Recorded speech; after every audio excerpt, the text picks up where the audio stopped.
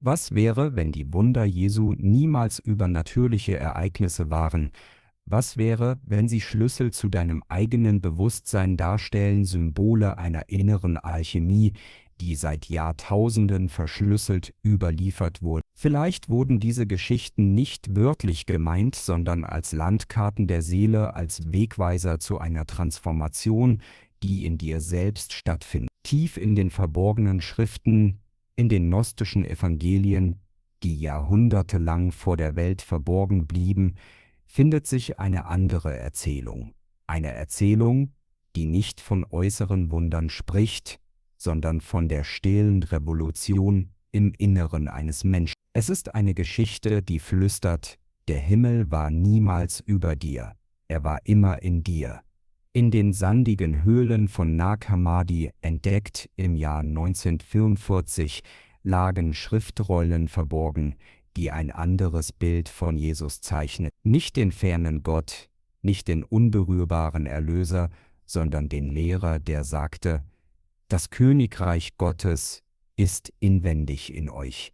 Diese Worte, festgehalten im Thomasevangelium, würden nicht in die offizielle Bibel aufgenommen. Sie passten nicht in das Bild einer Kirche, die Macht durch Vermittlung ausübte. Doch genau in diesen Worten liegt der Kern einer jahrtausendealten Weisheit, die auch in der Smaragdtafel des Hermes Trismegistus auftaucht. Wie innen, so was du in deinem Bewusstsein trägst, manifestiert sich in deiner Welt. Deine Gedanken, deine Emotionen, deine innere Haltung formen die Wirklichkeit, die du erlebst. Jesus sprach in Gleichnissen, weil die Wahrheit nicht direkt ausgesprochen werden konnte. Sie musste erfahren, nicht gelehrt werden. Stell dir vor, du stehst am Ufer eines Sees. Das Wasser ist still und du siehst dein Spiegelbild. Was siehst du? Dein Gesicht, deine Gestalt, aber auch die Stimmung, die du ausstrahlst. Wenn du mit Angst erfüllt bist, siehst du Angst. Wenn du Frieden in dir trägst, siehst du Frieden. Die Welt um dich herum ist dieser See. Sie spiegelt wider, was in dir lebt. Die alten Mystiker wussten das. Sie sprachen von der Welt als einem Spiegel der Seele. Doch die meisten Menschen suchen die Veränderung im Spiegel, nicht in sich. Sie versuchen, das Spiegelbild zu korrigieren, statt ihre eigene Haltung zu ändern. Jesus lehrte: Wer Augen hat zu sehen, der sehe. Er meinte nicht die physischen Augen, sondern die innere Wahrnehmung, die Fähigkeit, hinter die Oberfläche zu blicken. Die Fähigkeit zu erkennen, dass alles, was dir im Außen begegnet, eine Reflexion deines inneren Zustandes ist. Wenn Jesus Wasser in Wein verwandelte, sprach er nicht von einer chemischen Reaktion. Er sprach von der Transformation der Emotionen. Wasser, das Element der Gefühle, der Trauer, der Stagnation, verwandelt sich in Wein, das Symbol der Freude, der Lebendigkeit, der Feier. Es ist die Alchemie des Herzens. Du kannst deine Angst in Vertrauen verwandeln, deine Trauer in Dankbarkeit, deine Verbitterung in Mitgefühl. Das ist das Wunder, nicht außerhalb von dir, sondern in dir. Die gnostischen Schriften lehren, dass der Mensch ein Gefäß ist, gefüllt mit den 4 Elementen: Feuer, Wasser, Luft und Erde. Jedes Element steht für einen Aspekt deines Seins. Das Feuer ist dein Wille, deine Leidenschaft, deine Kraft zur Veränderung. Das Wasser ist deine Emotion, dein Fühlen, deine Fähigkeit zur Hingabe. Die Luft ist dein Denken, deine Klarheit, deine Fähigkeit zur Unterscheidung. Die Erde ist deine Stabilität, deine Verwurzelung, deine Verbindung zur materiellen Welt. Wenn diese Elemente im Gleichgewicht sind, erlebst du Harmonie. Wenn sie aus dem Gleichgewicht geraten, entsteht Leiden. Zu viel Feuer verbrennt dich in Ungeduld und Wut. Zu viel Wasser lässt dich ertrinken in Melancholie und Selbstmitleid. Zu viel Luft lässt dich abheben, verloren in Gedanken, ohne Bodenhaftung. Zu viel Erde lässt dich erstarren, gefangen in Sicherheit und Kontrolle. Jesus lehrte die Kunst des Gleichgewichts. Er heilte die Kranken, indem er sie erinnerte an ihre innere Ganzheit. Er sagte, dein Glaube hat dich geheilt. Nicht sein Wunder, sondern der Glaube des Menschen, das Vertrauen in die eigene innere Kraft, bewirkte die Heilung. Der Glaube ist die Überzeugung, dass Veränderung möglich ist, dass du nicht Opfer deiner Umstände bist, sondern Schöpfer deiner Realität.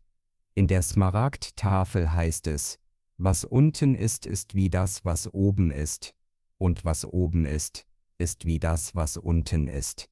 Diese Worte beschreiben die Einheit von Mikrokosmos und Makrokosmos, von innen und aus. Du bist nicht getrennt vom Universum, du bist ein Teil davon, ein Fraktal des Ganzen.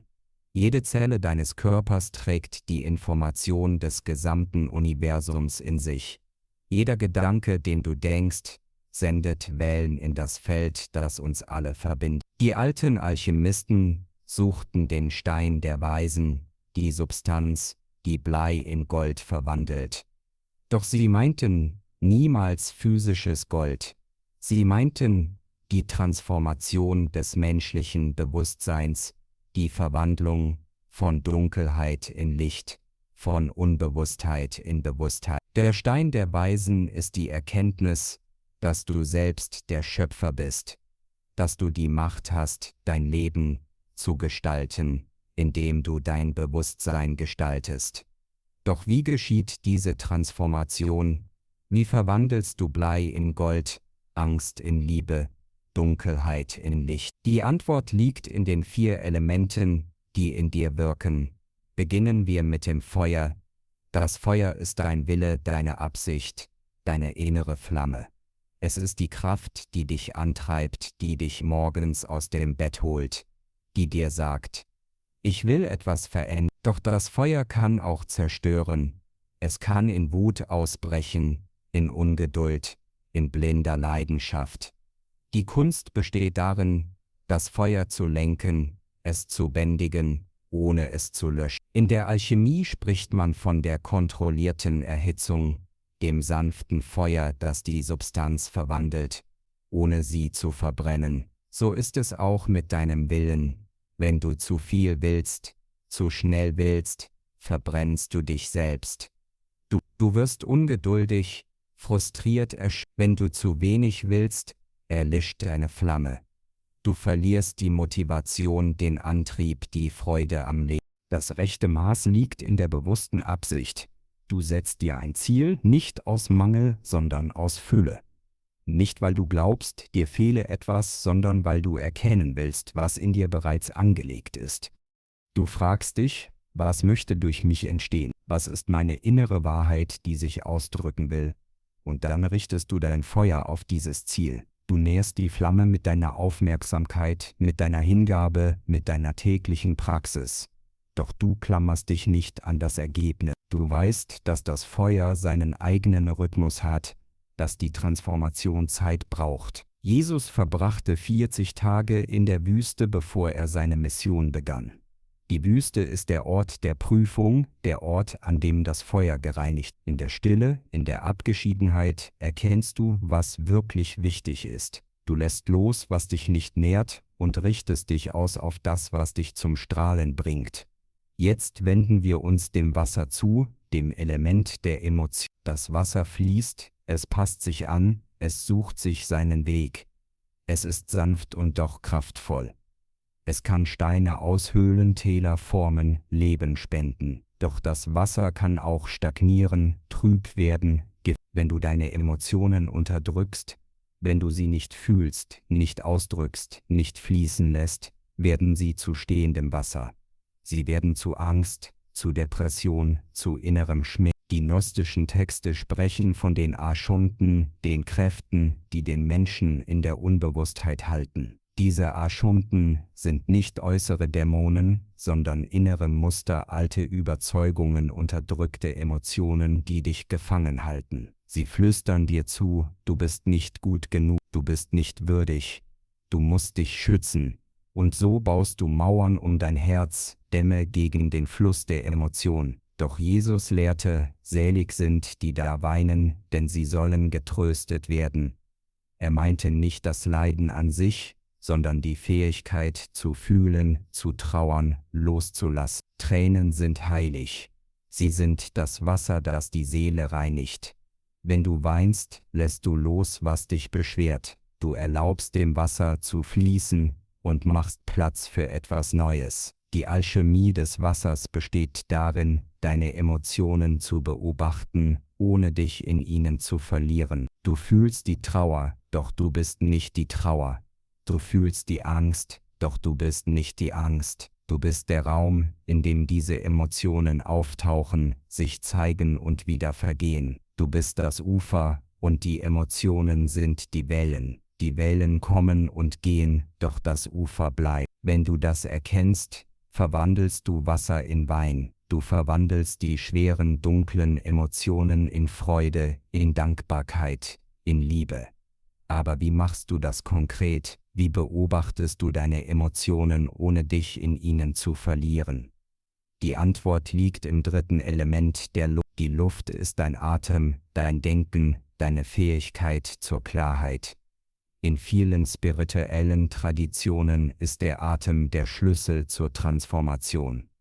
Wenn du bewusst atmest, verlangsamst du deinen Geist. Du kommst aus dem Gedankenkarussell heraus, aus der Identifikation mit deinen Geschichten, deinen Urteilen, deinen Ängsten. Der Atem verbindet dich mit dem gegenwärtigen Moment. Er erinnert dich daran, dass du hier bist, jetzt, lebendig. Jesus sagte, sorgt euch nicht um morgen, der morgige Tag wird für sich selbst sorgen. Er meinte nicht, dass du unverantwortlich sein sollst, sondern dass du nicht in der Zukunft leben sollst, in der Angst vor dem, was kommen könnte. Die Luft lehrt dich, im Jetzt zu sein, in der Klarheit des gegenwärtigen Augenblicks. Doch die Luft kann auch zu viel werden, wenn du nur im Kopf bist, nur denkst, nur analysierst.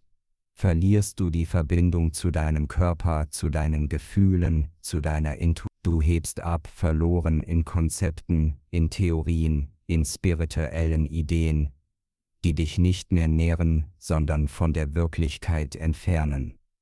Die gnostischen Texte warnen vor der falschen Gnosis, dem reinen Wissen ohne Erfahrung. Wissen ist wichtig, doch es ist nur der Anfang. Du musst das Wissen verkörpern, es leben, es fühlen. Du musst es in dein Fleisch und Blut übergehen lassen. Und dafür brauchst du das vierte Element, die Erde. Die Erde ist dein Körper, deine Verwurzelung, deine Verbindung zur materiellen Welt. Sie erinnert dich daran, dass du nicht nur Geist bist, sondern auch Materie, dass du hier bist, auf diesem Planeten, in diesem Körper, um etwas zu erfahren, zu lernen, zu wachsen. Viele spirituelle Traditionen haben den Körper abgewertet, ihn als Hindernis gesehen, als Gefängnis der Seele. Doch die gnostischen Texte, insbesondere das Philippus-Evangelium, lehren etwas anderes.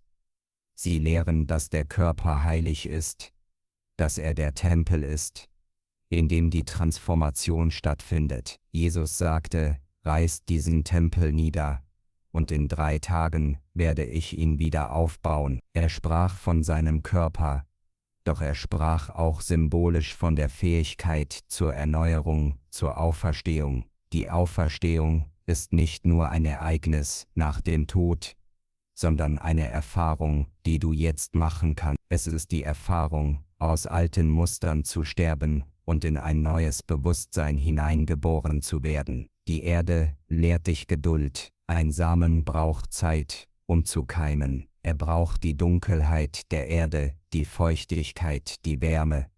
Er kann nicht beschleunigt werden, er folgt seinem eigenen Rhythmus. So ist es auch mit deiner Transformation. Du kannst sie nicht erzwingen.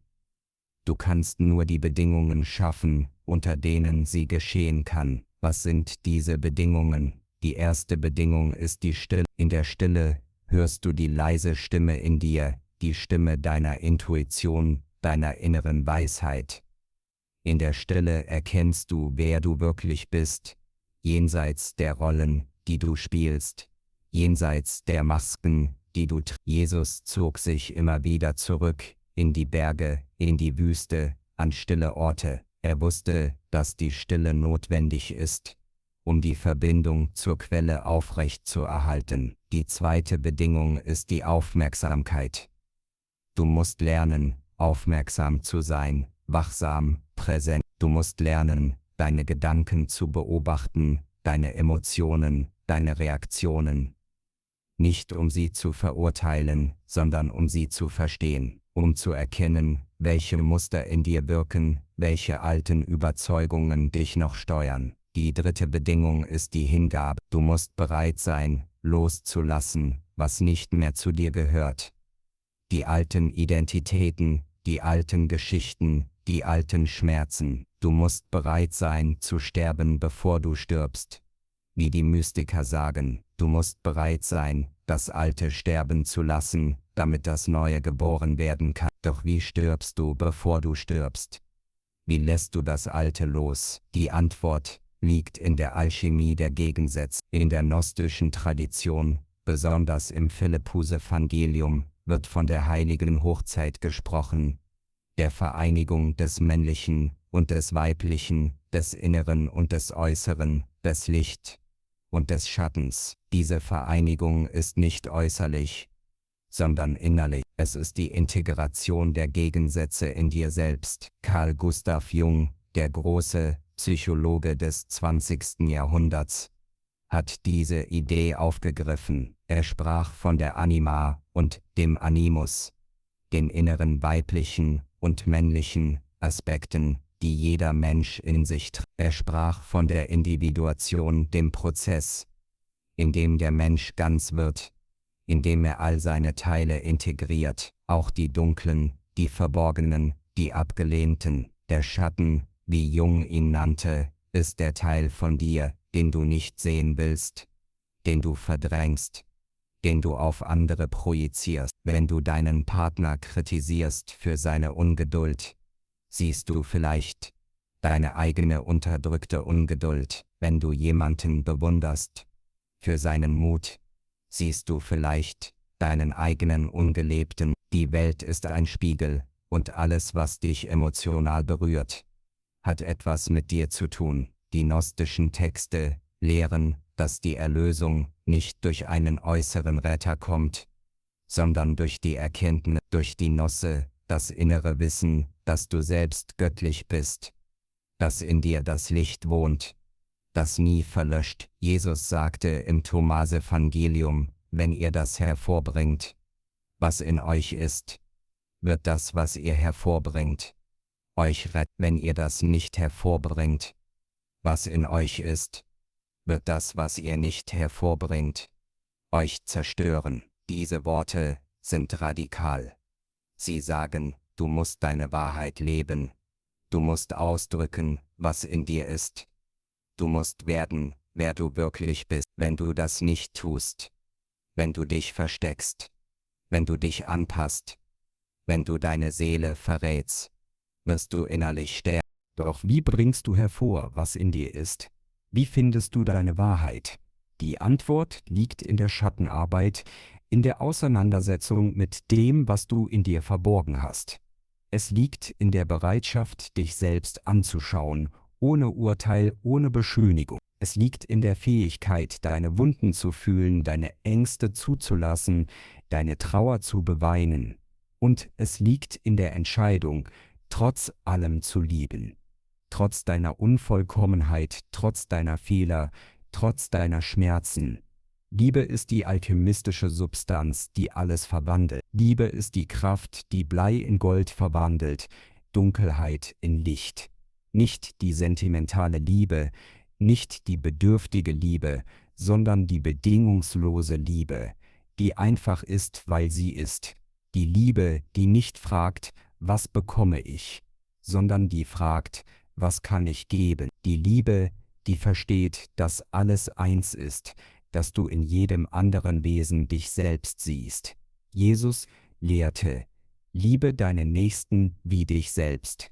Doch viele Menschen übersehen den zweiten Teil, wie dich selbst. Du kannst nicht lieben, was du in dir selbst ablehnst. Du kannst nicht im Außen Frieden finden, wenn du im Inneren Krieg führst. Die Liebe beginnt bei dir selbst, bei der Annahme dessen, was ist, bei der Versöhnung mit deiner Geschichte, mit deinen Eltern, mit den Menschen, die dich verletzt haben. Nicht indem du das Geschehene gutheißt, sondern indem du verstehst, dass auch sie in ihrem eigenen Schmerz gefangen waren, dass auch sie nur weitergegeben haben, was sie selbst empfangen haben.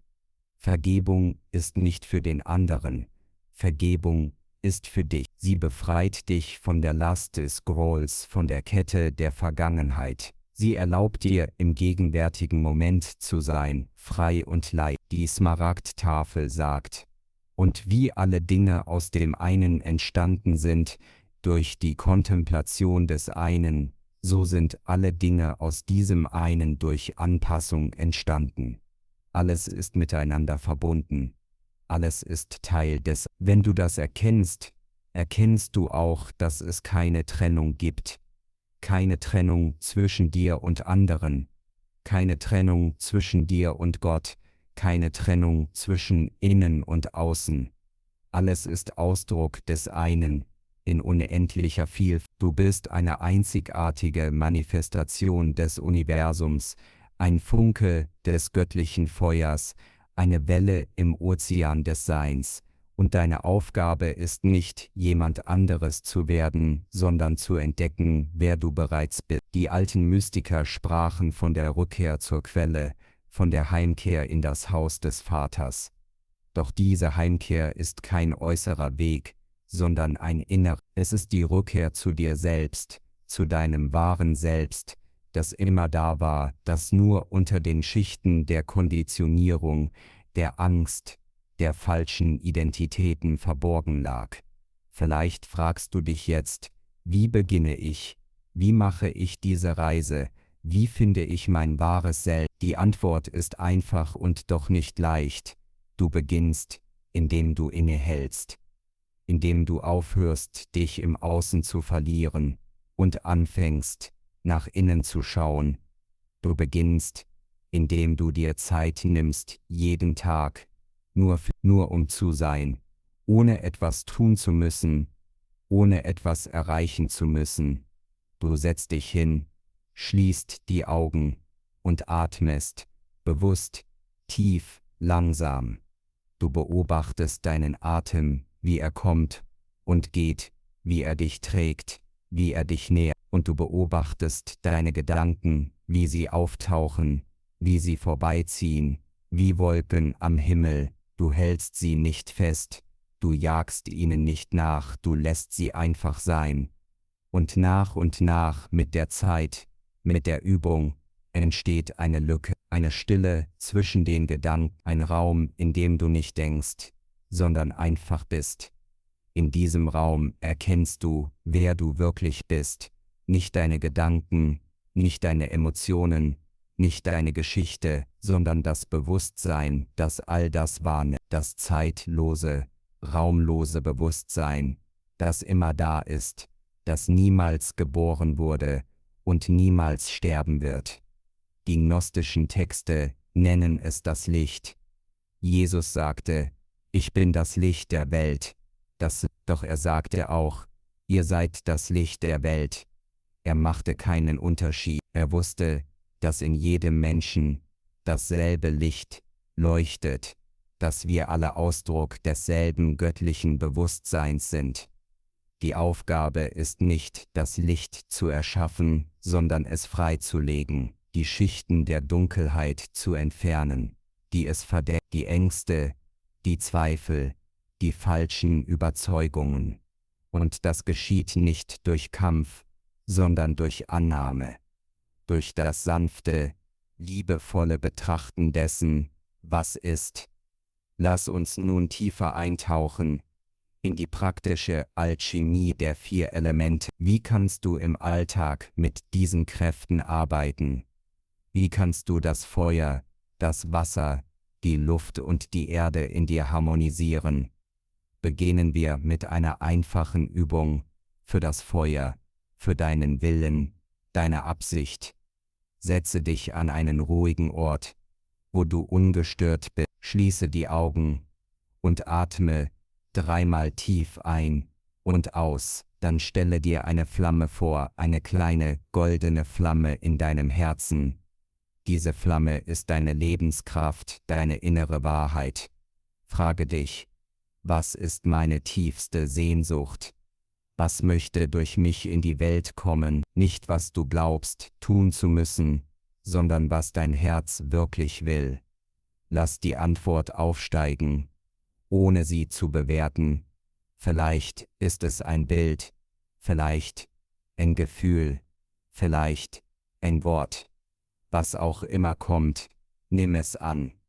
Dann atme diese Sehnsucht in deine Flamme hinein, nähre sie mit deinem Atem, mit deiner Aufmerksamkeit. Sieh, wie die Flamme größer wird, wie sie heller leuchtet. Und dann sprich, laut oder in deinem Inneren: Ich richte mein Feuer auf das aus, was mich wirklich nährt. Ich lasse los, was mich nur verbrennt. Ich vertraue der Flamme in meinem Herzen. Mache diese Übung regelmäßig, jeden Morgen oder jeden Abend. Sie dauert nur wenige Minuten, doch sie richtet dich aus. Sie erinnert dich daran, was wirklich wichtig ist. Sie verbindet dich mit deiner inneren Flamme, die niemals erlischt. Nun kommen wir zum Wasser, zu deinen Emotionen. Für die Wasseralchemie brauchst du ein Notizbuch, ein Tagebuch, das nur für dich bestimmt ist. Nimm dir jeden Abend, bevor du schlafen gehst, 10 Minuten Zeit. Schreibe auf, welche Emotionen du heute gefühlt hast. Nicht die Ereignisse, sondern die Gefühle. Warst du traurig, wütend, freudig, ängstlich? Schreibe es auf, ohne zu urteilen, ohne zu sagen, das ist falsch, das ist richtig. Einfach, das habe ich gefühlt. Und dann frage dich, was hat dieses Gefühl ausgelöst? War es eine Situation, eine Person, ein Gedanke? Und noch wichtiger, was braucht dieses Gefühl? Will es gehört werden? Will es weinen? Will es ausgedrückt werden? Gib deinen Emotionen Raum. Erlaube dir, zu fühlen, auch wenn es unangenehm ist. Denn nur was gefühlt wird, kann sich verwandeln. Was unterdrückt wird, bleibt und wirkt im Verborgenen. Diese Übung ist wie das Reinigen eines Flusses. Du lässt das Wasser fließen, du entfernst den Schlamm, die alten Ablagerungen, und mit der Zeit wird das Wasser klarer, frischer, lebendiger, und du wirst feststellen, dass schwere Emotionen sich in leichte verwandeln, dass Trauer zu Dankbarkeit wird, dass Angst zu Vertrauen wird. Für die Luft, für dein Denken, für deine Klarheit gibt es eine sehr kraftvolle Übung, die bewusste Pause. Mehrmals am Tag, wann immer du daran denkst, halte inne, mitten in deiner Tätigkeit, mitten in deinem Alltag. Halte inne und atme 3 bewusste Atemzüge, nichts weiter, nur 3 Atemzüge, bei denen du vollkommen präsent bist. Du spürst, wie die Luft in deine Nase strömt, wie sie deine Lungen füllt, wie sie deinen Körper durchströmt, wie sie wieder ausströmt, wie sie alles mitnimmt, was du nicht mehr brauchst. In diesen 3 Atemzügen kommst du zurück in den gegenwärtigen Moment. Du steigst aus dem Gedankenkarussell aus. Du schaffst Raum. Und in diesem Raum entsteht Klarheit. Du erkennst, was gerade wirklich wichtig ist.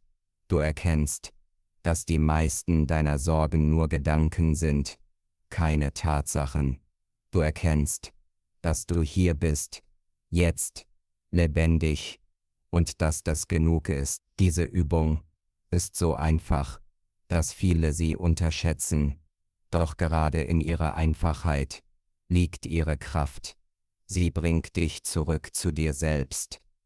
Immer wieder, im Laufe des Tages. und schließlich die Erde, dein Körper, deine Verwurzelung. Für die Erdalchemie brauchst du Bewegung, Berührung, Verbindung mit der materiellen Welt. Gehe hinaus in die Natur, wenn du kannst. Setze dich auf die Erde, berühre die Erde mit deinen Händen, spüre ihre Festigkeit, ihre Stabilität oder mache eine einfache Körperübung. Stehe aufrecht, die Füße hüftbreit, auseinander. Beuge leicht die Knie und stelle dir vor, du seist ein Baum. Deine Füße sind die Wurzeln, die tief in die Erde reichen. Dein Körper ist der Stamm, stark und flexibel. Deine Arme sind die Äste, die sich zum Himmel strecken. Atme tief ein und aus. Spüre, wie du gleichzeitig verwurzelt und offen bist, wie du gleichzeitig fest und beweglich bist. Sage zu dir selbst: Ich bin sicher, ich bin getragen, ich vertraue der Erde unter meinen Füßen. Diese Übung erdet dich. Sie bringt dich zurück in deinen Körper, besonders wenn du viel im Kopf bist, wenn du dich abgehoben fühlst, wenn du den Kontakt zur Realität verlierst. Diese 4 Übungen, eine für jedes Element, sind keine komplizierten Rituale. Sie sind einfach, praktisch, alltagstauglich. Du brauchst keine besonderen Fähigkeiten, keine Vorkenntnisse. Du brauchst nur die Bereitschaft, dir Zeit zu nehmen. 10 Minuten am Morgen, 10 Minuten am Abend, ein paar bewusste Atemzüge zwischendurch. Das ist alles. Doch in dieser Einfachheit liegt eine tiefe Weisheit. Die Weisheit, dass Transformation nicht spektakulär ist, sondern leise, dass sie nicht im Außergewöhnlichen geschieht, sondern im Gewöhnlichen, dass sie nicht durch große Anstrengungen erreicht wird, sondern durch sanfte, beständige Praxis. Die alten Alchemisten arbeiteten Jahre, manchmal Jahrzehnte an ihrem Werk.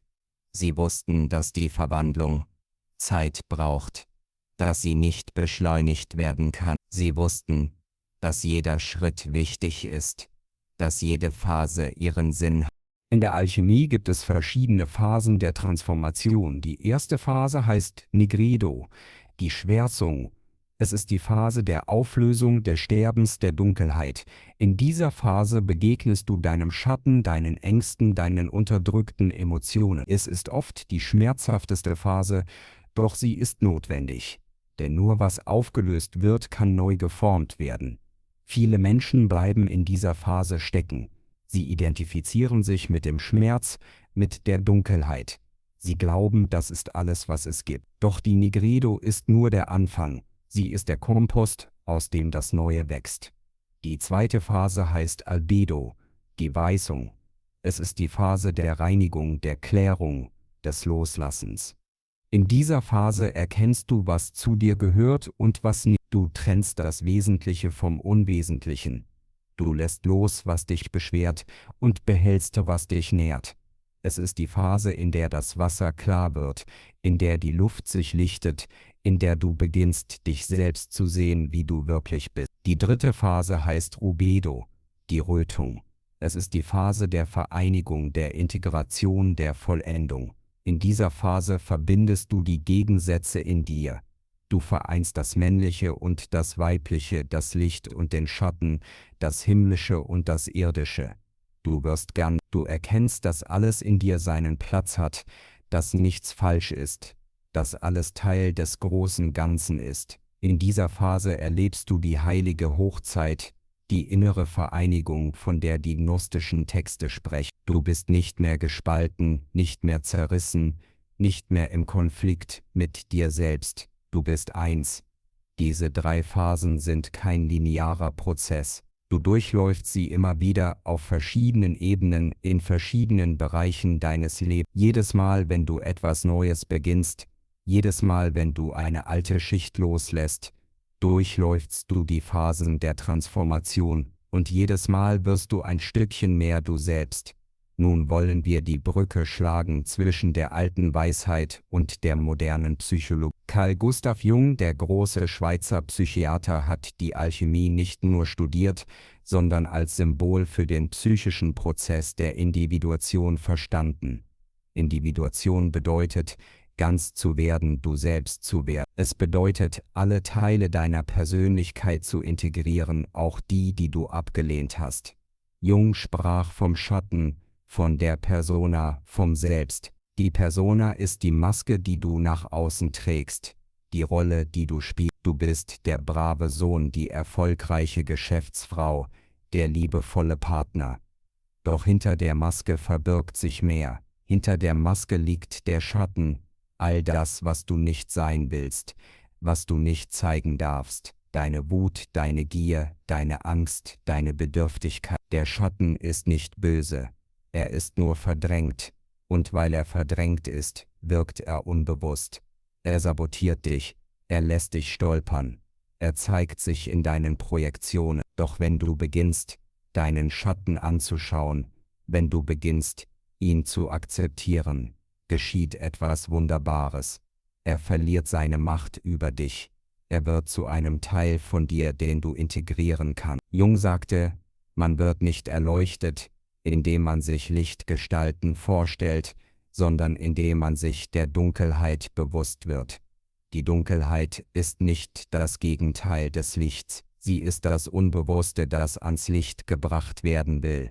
Und genau das ist die Schattenarbeit. Du bringst ans Licht, was im Dunkeln verborgen war. Du machst bewusst, was unbewusst wirkte. Und dadurch wirst du freier, authentischer, ganzer. Neben dem Schatten gibt es noch andere Archetypen, innere Bilder, die in jedem Menschen wirken. Die Anima ist das innere Weibliche im Mann, der Animus das innere Männliche in der Frau. Diese Archetypen repräsentieren Qualitäten, die integriert werden wollen. Das Weibliche steht für Empfänglichkeit, Intuition, Hingabe.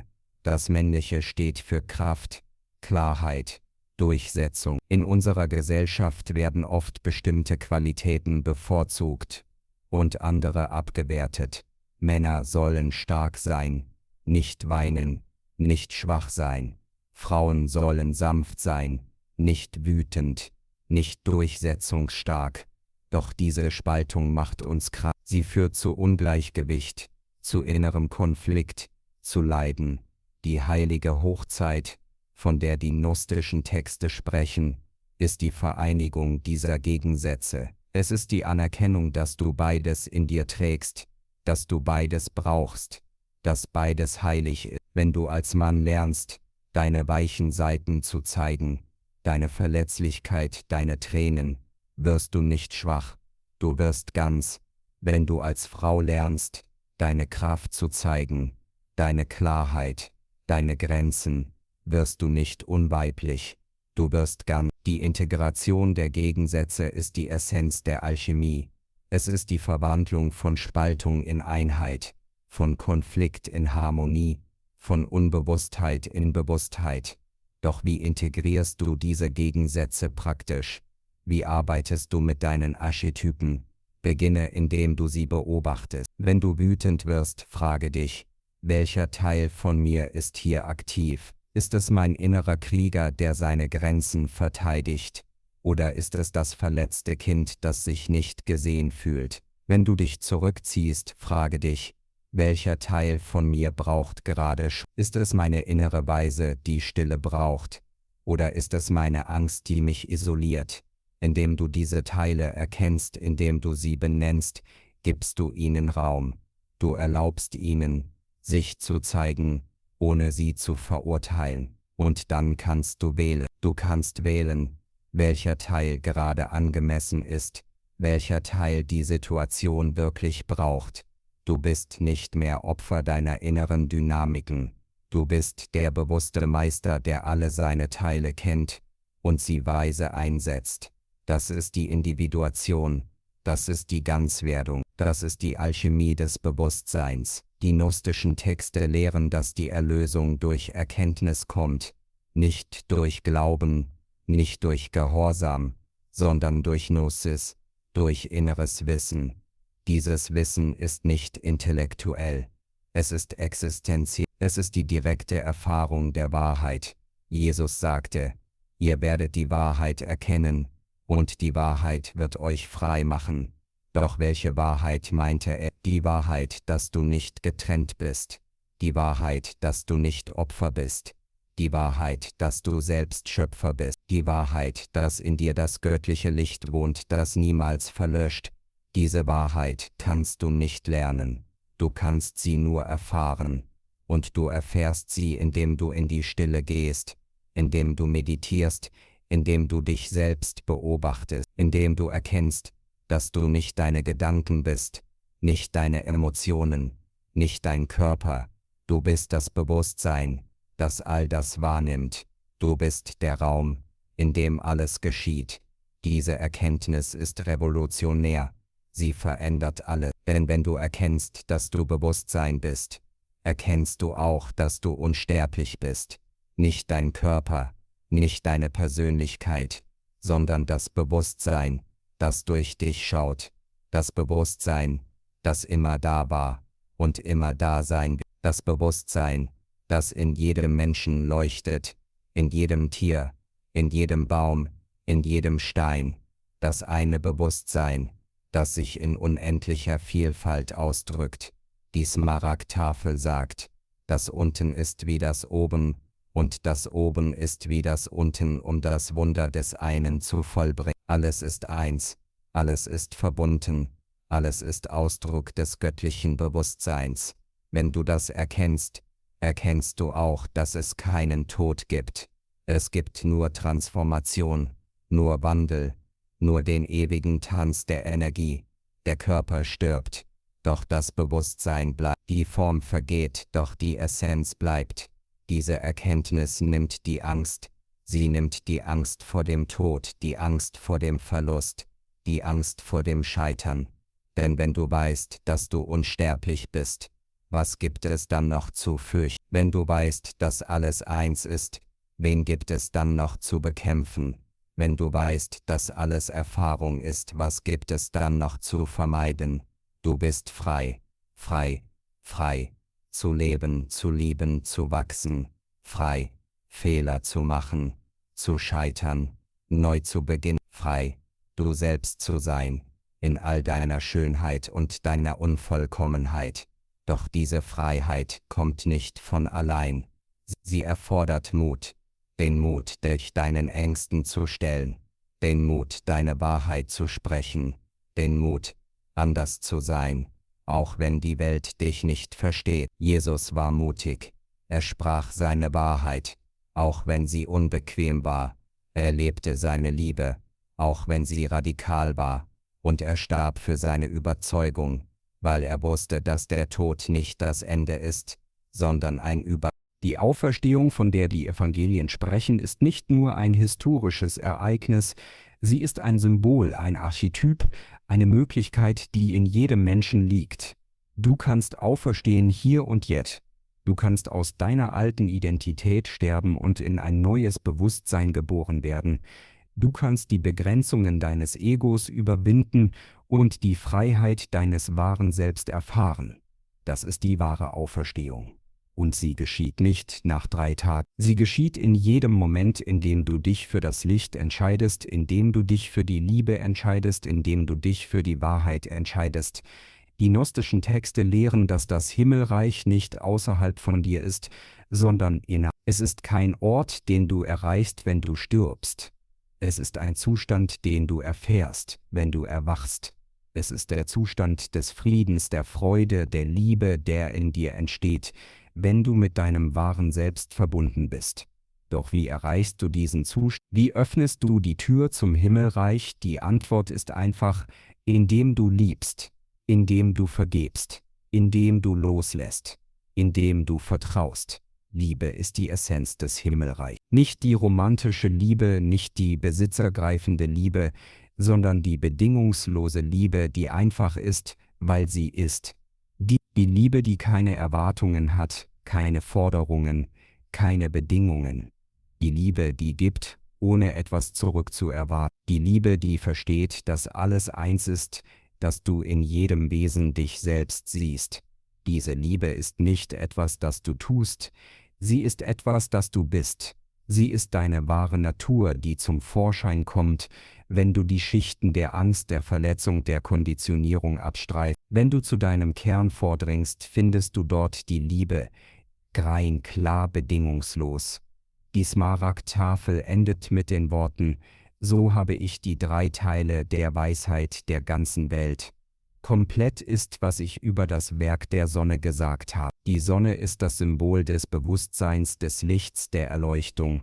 Das Werk der Sonne ist die Transformation des Bewusstseins, die Verwandlung von Dunkelheit in Licht.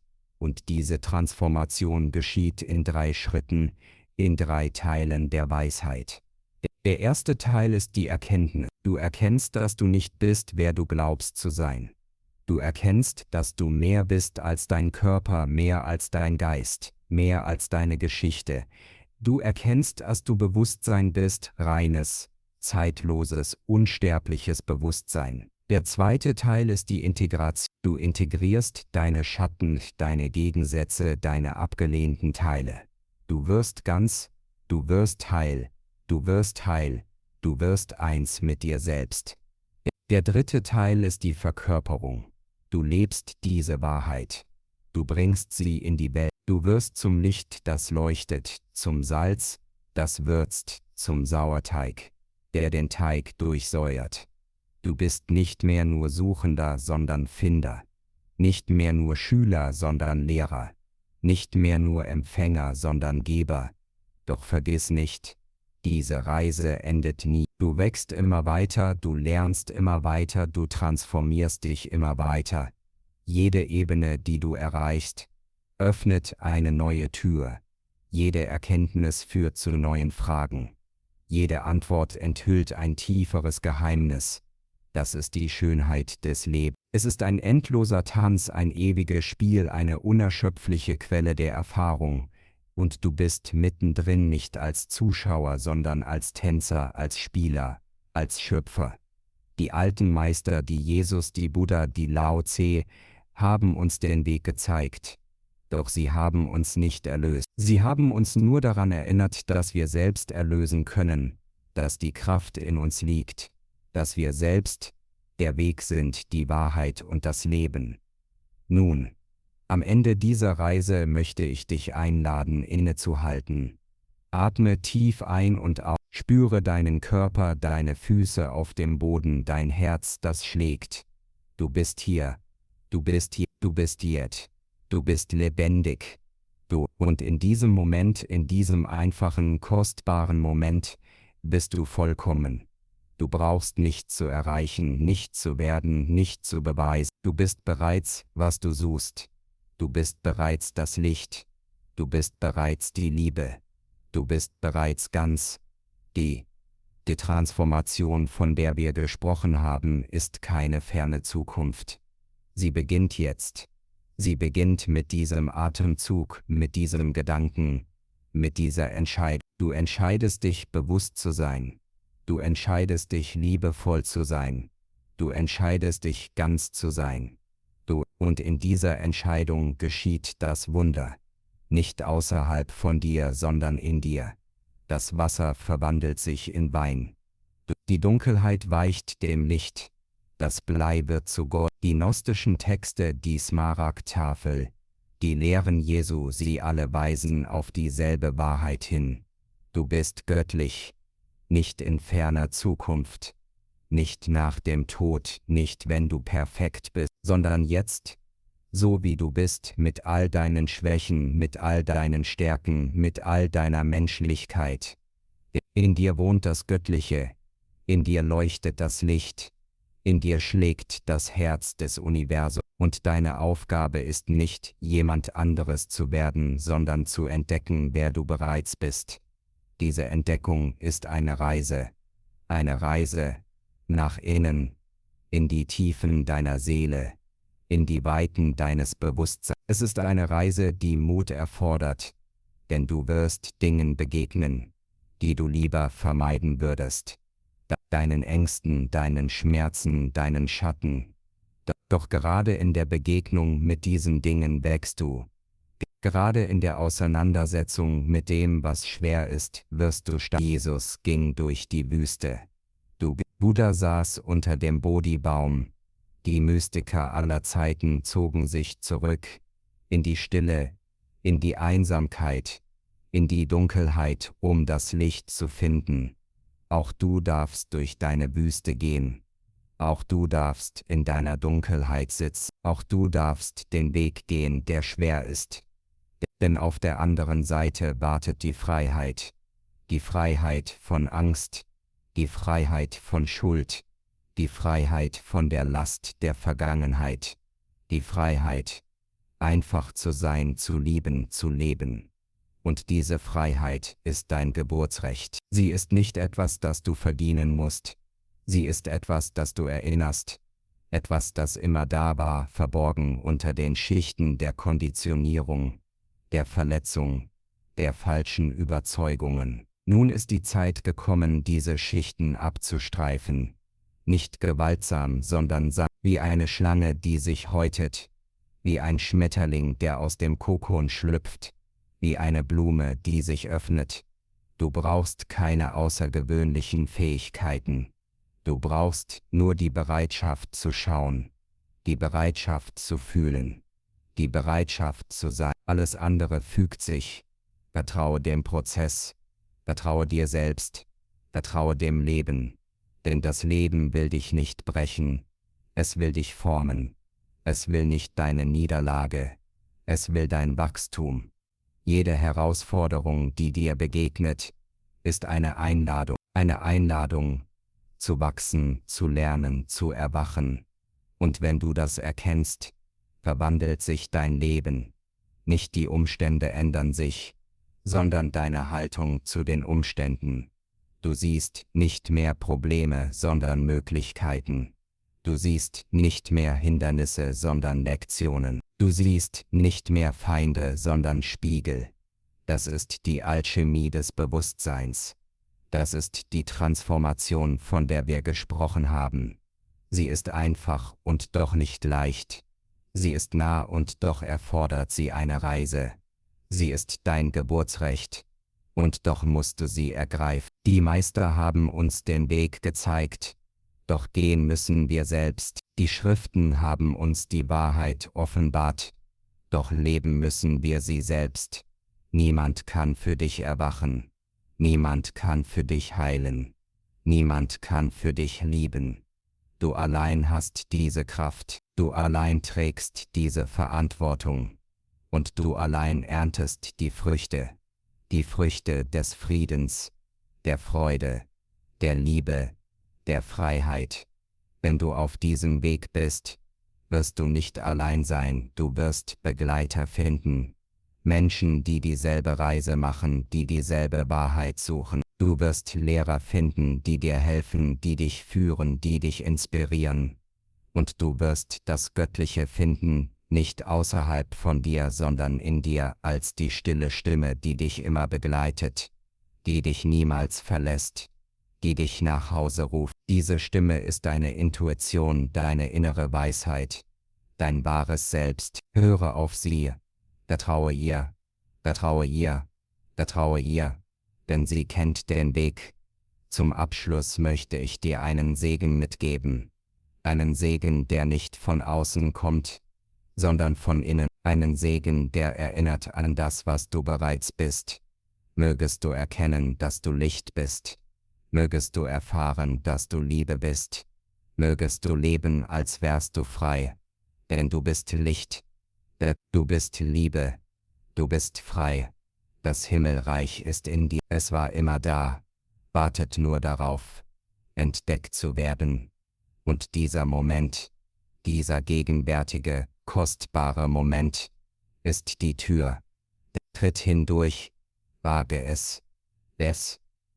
Wenn dir diese Reise gefallen hat, wenn diese Worte etwas in dir berührt haben, dann lade ich dich ein, mehr zu entdecken. Abonniere den Kanal Herzensweg, Hörbuchwelt für weitere Geschichten, die deine Seele nähren, die dich erinnern an deine innere Kraft, an deine göttliche Natur, an das Licht, das in dir leuchtet.